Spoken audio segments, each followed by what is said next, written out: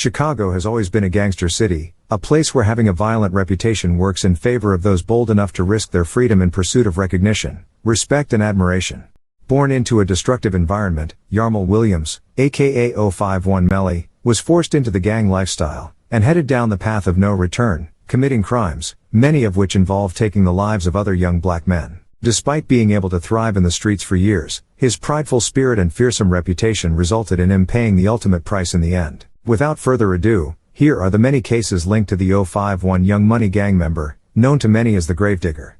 The first suspected case that Yarmel Williams was implicated in was the murder of Shaquille Rush, known as Shaq from the Black Disciples set 600. Following a party, 20-year-old Shaquille Rush was walking back home down an alleyway with several other people, when an unknown shooter appeared out of the darkness and began firing. Multiple people were hit, with Shaquille Rush sadly passing away at the scene from a singular gunshot wound to his back. Yarmel Williams would boldly appear to take credit for the crime on Twitter in the years following it, and seemed to gloat on the death of the young man. Years later, and during a memorial balloon release for Rush, a family member would specifically diss Williams, implying that he was behind the shooting. As is the case in Chicago, many people are reluctant to come forward in cases where the offender is still alive, given the risk of becoming another casualty. The next time that Williams' name surfaces in relation to cases is in 2014.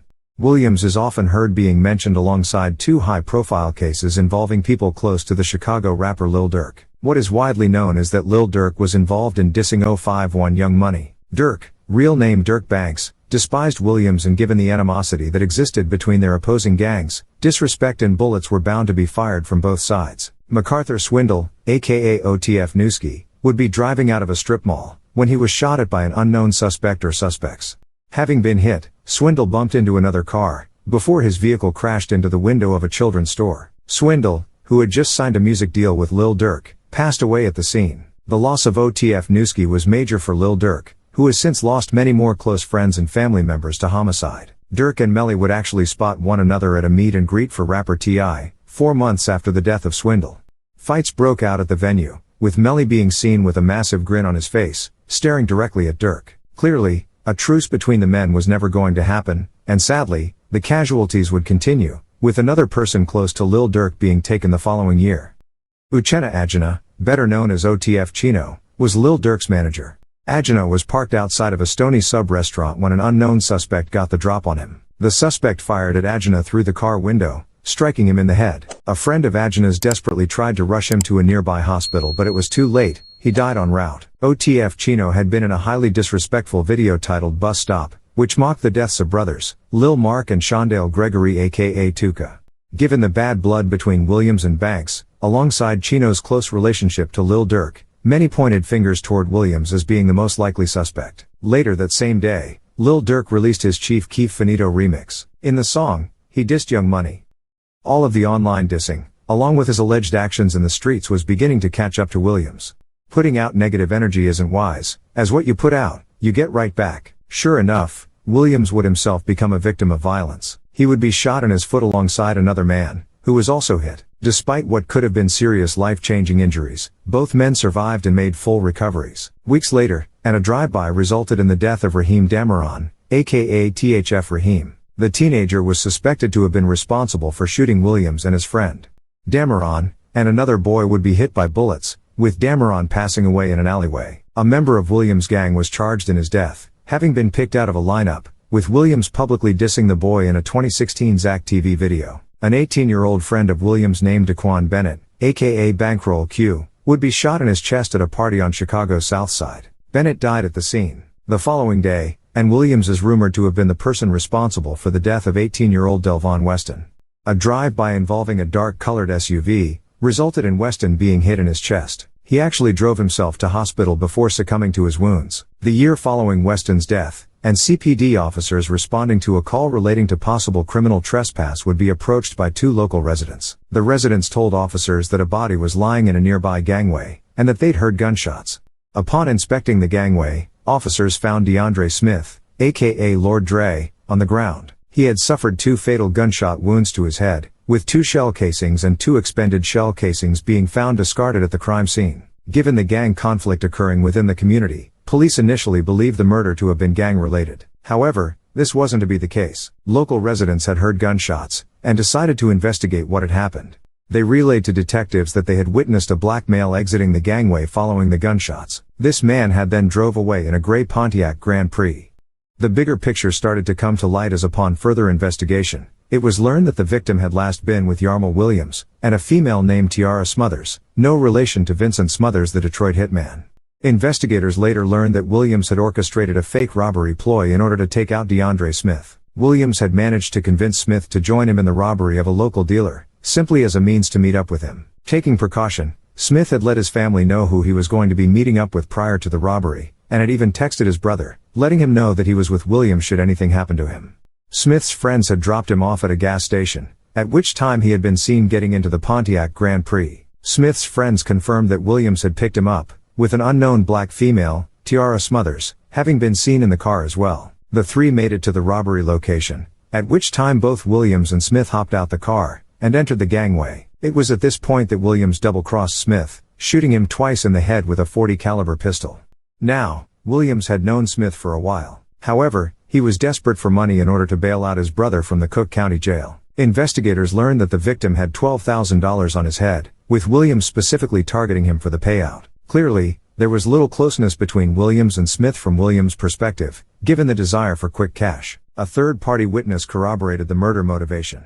The following day, and having successfully received the money for the hit, Melly's brother was bailed out of the Cook County Jail. Since jail phones are taped, the entire murder plan had actually been recorded. Having read the tape transcriptions, the murder is relatively simple to piece together given knowledge of what happened.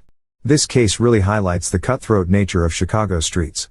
To make matters more depraved, Williams would send a friend request to the victim's mother in July of the same year. The reason behind this isn't known, but it is entirely possible that Williams was attempting to shift responsibility, to appear as though he had nothing to do with the case. In the death of Dre Smith, no immediate resolution happened, but in 2018, Williams was arrested alongside Tiara Smothers for the murder. He kept silent and had his attorney present for the subsequent interrogation. Williams was released not long after without charge. The state attorney's office wanted to find more witnesses who could assist with the case. More witnesses would eventually be found, but by the time that this all came to be, it was way too late. Given his alleged crimes, it should come as no surprise that Yarmel Williams was participating in other criminal endeavors. He would be arrested for possessing a stolen Ford Mustang, which had been taken a few months before, from an upscale neighborhood in Chicago called Hinsdale. A 2014 Mercedes-Benz S550 had also been stolen during the same 4 a.m. incident. He was set a $30,000 bond in the case. Now, the next case tied to Williams is a controversial one. The brutal death of DeAndre Wallace, aka Can't Get Right, has another group looking extremely guilty. However, many have pointed toward Williams as being responsible. In this shooting, an innocent sweeper was also killed by the two gunmen. An event the following year could explain this case, but I'll get onto that shortly. A rapper known as T.Y., real name Tyrone Marshall, had been leaning by a car when he was hit in a targeted drive-by attack. Marshall had multiple gunshot wounds, with the bullets having been fired from a .45 caliber pistol. A bullet that was intended for Marshall was recovered from a car door frame, along with cartridge cases featuring different engravings, which had been left at the scene. Somehow, the suspected shooter's blood had also been left at the crime scene, being located on a car's front driver's side door frame. Williams was named as the suspected offender in the case. The final death tied to the man dubbed the Gravedigger was that of Darnell Banks, aka OTF Baby D. On the night of the incident, 3 people were shot whilst sitting inside a vehicle on the far south side of the city. The cousin of Chicago rapper Lil Durk, 30-year-old Darnell Banks, was struck in his stomach and back, later succumbing to his injuries at the hospital. In the ensuing chaos, bullets had also entered a nearby McDonald's, flying through a window. 2 crime scenes told the story of how everything unfolded, with the victim car having been targeted by the suspect or suspects. The victim car had then fled, ending up blocks away. It would turn out that another one of Lil Durk's cousins was in the car when the shooting happened, himself having been struck in the leg. The shooting wasn't random, with the car having been parked up prior to everything kicking off. Clearly, someone wanted the men gone, and they had made a bold play, doing their best to take out the 3 men. Williams is suspected to have been involved. The fact that so many cases were tied to Williams is shocking. But, given his countless arrests and ability to beat the law, the invincibility complex Williams must have had by that point was probably insane. Unfortunately for Williams, this overinflated sense of pride surrounding his reputation would prove to be his undoing. Williams would be attending a house party, having already been into it with someone at the party in the past. This man was part of Jaro City and Taekwon World. I recently did a video on 3 members of that group which passed away. Anyway, This man was also connected to DeAndre Wallace, the man murdered the year before. Some people believe that Williams was killed in retaliation for that hit. However, personal beef appears to be the most likely explanation for what soon followed.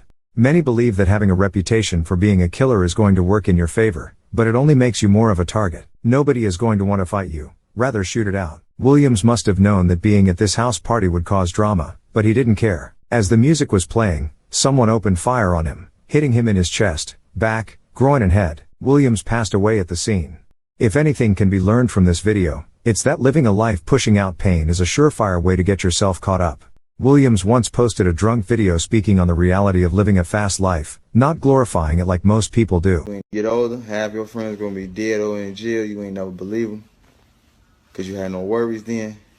Like life really be real. When your parents used to tell you like, when you don't lie to me, I'm 10 steps ahead of you. I've been through that before. I've been a kid before. That shit real. I know a lot of motherfuckers wish they ever, but listen to their teachers or their mamas too. A lot of people fucked up with stayed in school. They ain't got no hustle. They broke out here. Motherfuckers in jail. Motherfuckers dead. The streets don't really love nobody at all. Life really real. A lot of people gotta wake up out here.